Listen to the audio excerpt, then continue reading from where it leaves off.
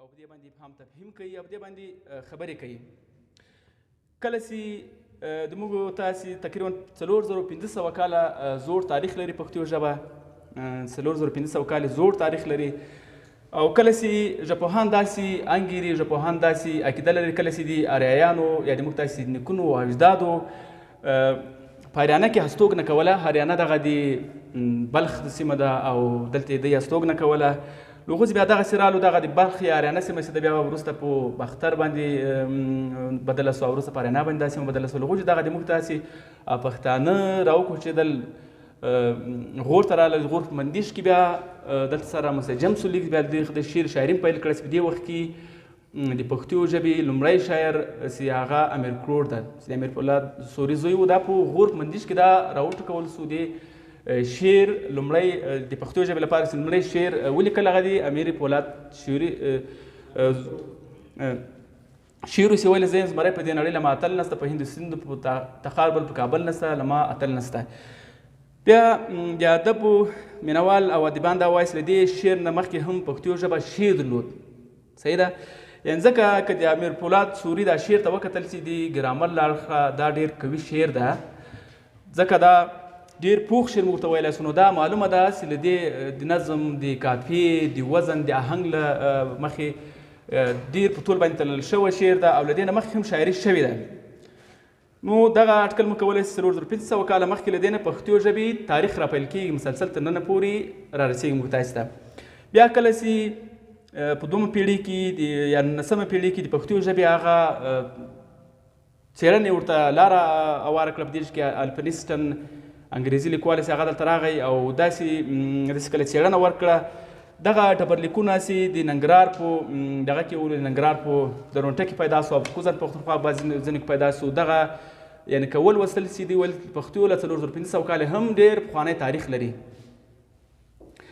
نو ده بیا داسې وایي چې پښتو ژبه لومړی وار چې و، لومړی کرت چې ولو هغه دغه ژبه وله، یعنې دغه اوس د پښتو ژبه چې کوم فونټیکي شکل ده دغه د عربي شکل ده ماخذ ده، یعنې د عربي شکل څخه راژباړل سوي هغه شکل لري، هم شکل د عربي شکل ده.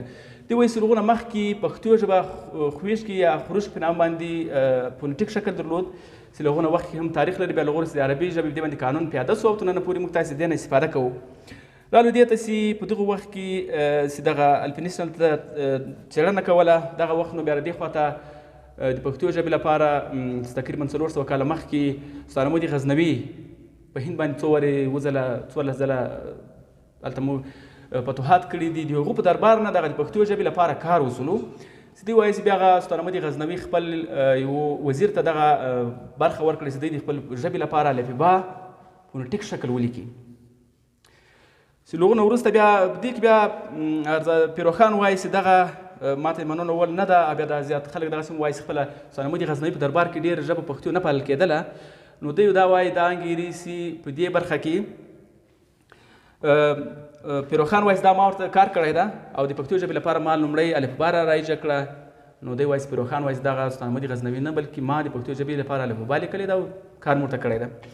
نو هغونه وروسته کې بیا امیر شیر علي خان د پښتو ژبې لپاره ډېر زیات کار وکړو. لومړی کار یې دغه و د پښتو ژبې د په وخت کې رسمي سوه او دغه نظامي یا حربي ټول هغه القاب چې وو لقبونه چې وو هغه پښتو ژبې ته را ترجمه کړو. لکه موږ تاسې کوم مارش نظامي کېږي دا ټول پښتو ژبه باندې ده ولیکل. نو دوی د پښتو ژبې لپاره یو خاص کار کړی د امیر شیر علي خان. بیا له هغونه وروسته کېږي بیا دغه کېږي د امیر شیر علي خان وروسته امان الله خان ته پسې راسي. امان الله خان هم د پښتو ژبې لپاره کار کړی، د پښتو ژبې د رایجېدا لپاره هغو کمیټې جوړې کړي، افغان ادبي بهیر دغسې دغه هم دغو لپاره لکه څنګه چې نورو دغو کې پښتو کار کړی دی. پښتو ژبې هم دغسې دفتر ژبه یې کړه او دغسې د خپل کوشش وکړو چې پښتو ژبه رسمیت پیدا کړي. نو بدبختانه پښتو ژبه هم د یونسکو داسې راپور کړي چې د مړو ژبې نه ده، ولې غیر فعاله ژبه ده. غیر فعاله په دې خاطر باندې ده چې د پښتو کله چې موږ تاسې هندوستان ته کوچ وکړو او د کوزې پښتونخوا ته ولاړو اوس ډېر خلک زیات ابهام تفهیم نه پرې کوي. اگر چې په هندوستان کې موږ تاسې ډېر د پښتنو ژبې ټبرونه ورې آباد دي چې نیازي ټبر ده ورې هوتک دي هغو بدبختانه ژبه پرېښې ده او د هغو د هندي ژبې تر تسلط لاندې راغلي دي او خپله ژبه هېره کړې ده. که موږ اوس وګورو چې بعضې خلک چې خانانو په نامه باندې دوی تخلصونه کوي دغه هم پښتانه دي او په افغانستان کې دوی ژوند کول هغوی تللي دي هلته بدبختانه په شرایطو په بنا باندې دوی خپله ژبه هېره کړې ده. همدارنګه په افغانستان کې هم یوه علت دغه ده چې دوی دلته په افغانستان کې بعضې سیمې لکه شمال ته تاسې که ولاړ شئ ګرځېدلي یاست وروی هغه ماشومانو ته په خپله مورنۍ ژبه باندې دوی ته تدریس هغه زمینه نه مساعده کېږي. نو دغه هم د پښتو ژبې د نیمګړتیا لپاره یوه اصول یو لاره جوړېږي چې د خپلو ژبه باندې ماشومان د مکتب معلمان هغه د خپلې ژبې لپاره دوی ته څه پورې خپله ژبه باندې لوست وکړي هغه چانس یې نه میلاویږي. نو پر دې ژبه دري ژبه باندې دلته پې حاکمه ده بدبختانه هغه دوی خپله ژبه هم هېرېږي خپل فرهنګ یې هم هېرېږي. دغه هم ډېر نقصان ته کولی شي د پښتو ژبې د فعالېدا لپاره د ژوندي کېدل لپاره. همدارنګه په ایران کې هم بدبختانه که مو ووایي بعضې خلک چې ورې تللي دي هغو هم سودوزیان دي بعضې نور خلک دي هغه یا افغاني خراسانیان چې ورې ګڼي هغو هم پښتو ژبه بېلابېلو دلایلو له وجې نه ترک کړې ده چې دغه هم د پښتو ژبې پر ورښت کې زیات نیمګړتیا کې زیات تاثیر درلودی شي. همدارنګه په افغانستان کې بعضې دغه ستونزې دي چې دوی ورته توجه نه کوي او فکر نه ورته کوي.